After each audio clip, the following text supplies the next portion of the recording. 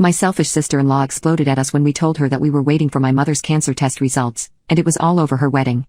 My sister-in-law is getting married, but has had very little contact with us before the wedding.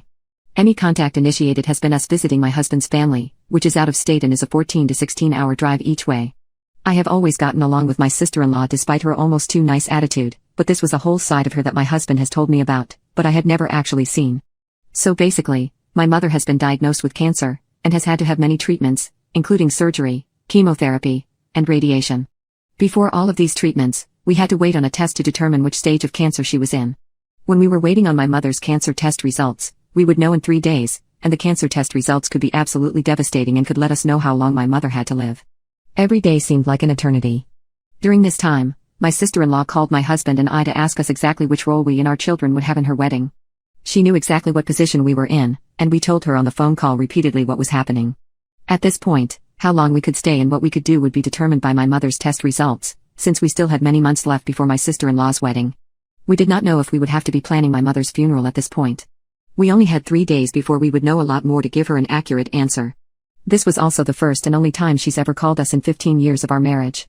She began asking us exactly what we would be doing at her wedding, what day we would be there, and how long we could stay. My husband and I repeatedly told her that there's no way we could know during this phone call what we would be capable of doing 7 months from then, and we'd have a better idea once we got the test results. We repeatedly told her that that would take 3 days.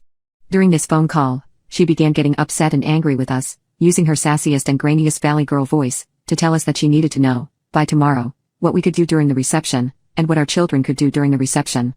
She insisted on knowing by the next day, and began getting very angry with us. We were really calm, and kept trying to calmly explain again the position we were in, as I couldn't fathom that she would have such an attitude of insistence in the situation we were in.